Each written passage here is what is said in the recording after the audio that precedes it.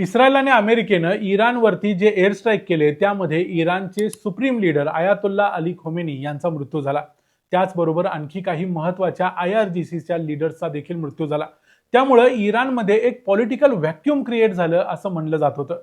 म्हणजे मागच्या 4 दिवसांपासून इराण नेता नसताना लढत होता, पण आता मात्र इराणनं ही नेता नसण्याची उणीव भरून काढलेली आहे। इराणच्या असेंब्ली ऑफ एक्सपर्ट्सनी, म्हणजे एक्सपर्ट्स म्हणजे तिथं कुठलेही एक्सपर्ट्स नसतात तर तिथं धर्मगुरू असतात, तर या सगळ्या शिया धर्मगुरूंनी मिळून कॉममध्ये एक सभा घेतली। अत्यंत सिक्रेटली ही सभा झाली।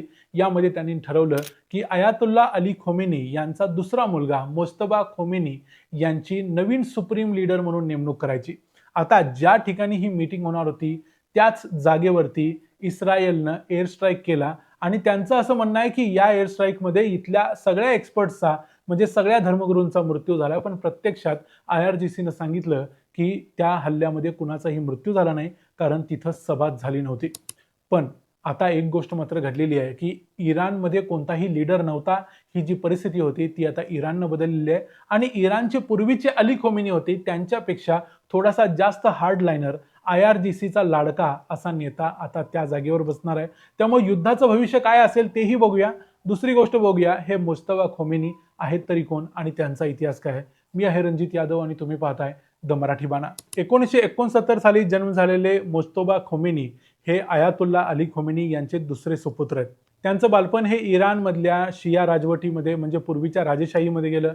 त्यानंतर ते रुहुल्ला यांना ज्यावेळेला त्यांच्या वडिलांनी जॉईन केलं, म्हणजे अली खोमेनी जेव्हा रुहुल्ला यांच्याबरोबर काम करायचे पहिल्या आयातुल्ला यांच्याबरोबर, त्यावेळी देखील हे त्यांच्या सोबत राहिले। पण त्यांना माहिती नव्हतं की पुढे जाऊन इराणचे सर्वेसर्वा म्हणजे सुप्रीम लीडर आपले वडील होणार आहेत, याची त्यांना काही कल्पना नव्हती। पण तरी देखील मागच्या 30-40 वर्षांमध्ये या मोज्तबा खोमेनी यांनी जास्त करून आपल्या वडिलांच्या बरोबर राहायचं, IRGCच्या अत्यंत महत्त्वाच्या लीडर्स बरोबर राहायचं आणि सगळे डिसिजन्स पडद्यामागून घ्यायचे, अशा प्रकारची अनेक कामं केलेली आहेत। अमेरिका आणि इस्रायलने जे एअर स्ट्राईक्स केले त्यामध्ये फक्त अली खोमेनी म्हणजे मोज्तबाच्या वडिलांचाच मृत्यू झाला असं नाही, तर मोज्तबाच्या वडिलांचा, त्यांच्या आईचा, मोज्तबाच्या बायकोचा झहरा अडेल हिचा, त्याचबरोबर मोज्तबाच्या एका मुलाचा देखील यामध्ये मृत्यू झालाय। त्यामुळे या युद्धामध्ये मोज्तबा खोमेनी यांचा पर्सनल लॉस देखील अत्यंत मोठा आहे। त्यामुळे मोज्तबा हे इथून पुढच्या काळात घायल देखील असणार आहेत आणि घातक देखील असणार आहेत। त्याची कारणं थोडक्यात पुढे सांगतो। मगाशी म्हटलं तसं मोज्तबा खोमेनी यांना काय अगोदर माहिती नव्हतं की त्यांचे वडील पुढे जाऊन इराणचे सुप्रीम लीडर होणार आहेत।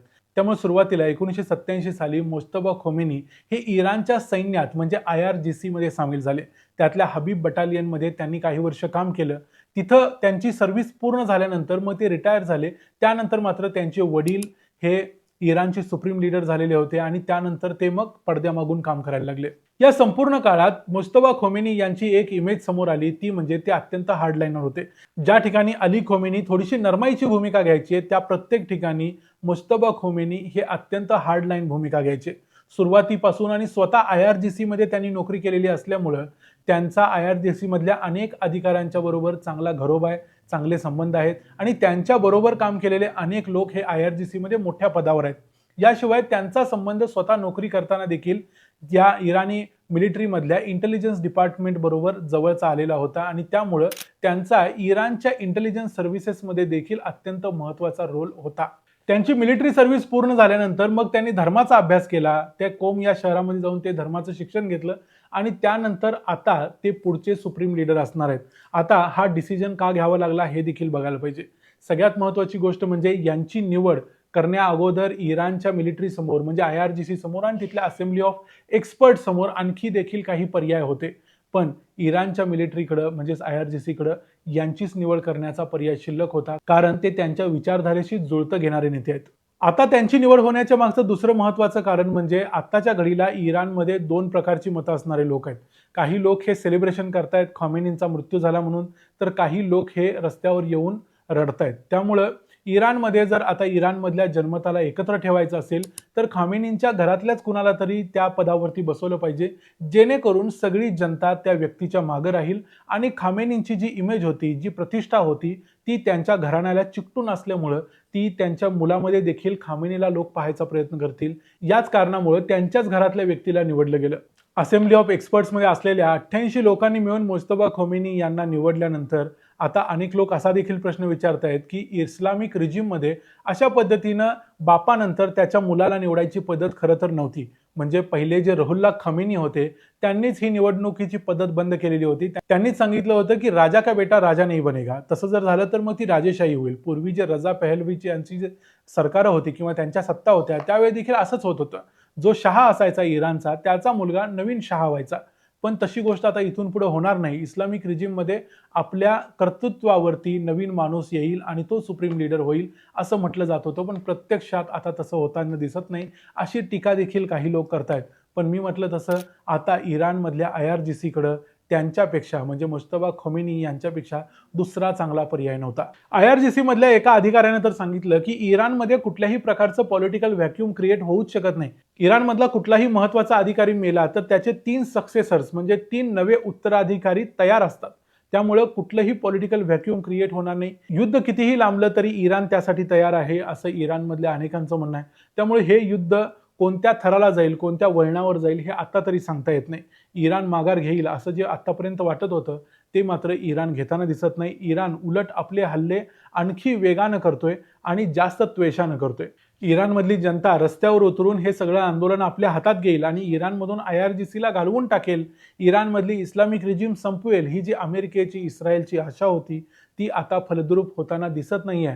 त्यामुळं अमेरिका जे आतापर्यंत नेहमी चूक करत आलेली आहे ती चूक कदाचित अमेरिकेला पुन्हा एकदा करावी लागेल. ती म्हणजे बूट्स ऑन ग्राउंड म्हणजे जमिनीवरती स्वतःचं सैन्य उतरवणं आणि स्वतः जमिनीवरती जाऊन लढणं. ही गोष्ट आता तरी डोनाल्ड ट्रम्प म्हणतायत की आम्ही करणार नाही. अर्थात त्यांनी ती केली तर त्यांच्यासाठी तो पॉलिटिकल सुसाईड असेल. पण तरी देखील त्यांना जर ही गोष्ट करावी लागली तर तो त्यांचा सगळ्यात मोठा पराभव असणार आहे. कारण बूट्स ऑन ग्राउंड या पद्धतीनं इराण कधीही नमणार नाही. आतापर्यंत त्यांनी ज्यांना नमवायचा प्रयत्न केला ते देखील नमले नाहीत. त्यामुळे इराण नमायचा तर प्रश्नच येत नाही. त्यामुळे जी काही आता परिस्थिती होती ती परिस्थिती आणखी जास्त इराणमधली चिघळलेली आहे आणि इराणमधली नवीन जे पॉलिटिकल व्हॅक्यूम होतं ते पॉलिटिकल व्हॅक्यूम देखील आता भरलेलं आहे. त्यामुळे इस्लामिक रिजिम इराणमधून खरोखर जाईल की नाही याबद्दल आता शंकाच आहे. त्यामुळे हे युद्ध आणखी किती दिवस लांबेल हे आता सांगता येत नाही. या संपूर्ण मुद्द्यावर तुमचं काय मत आहे? मुस्तफा खामेनी यांच्याबद्दल तुम्हाला काय वाटतं ते आम्हाला कमेंट्समध्ये जरूर सांगा. व्हिडिओ आवडला असेल तर व्हिडिओला लाईक करा, चॅनलला सबस्क्राईब करा. पुन्हा भेटू पुढच्या व्हिडिओमध्ये. तोपर्यंत पाहत राहा द मराठी बाणा. जय हिंद, जय महाराष्ट्र.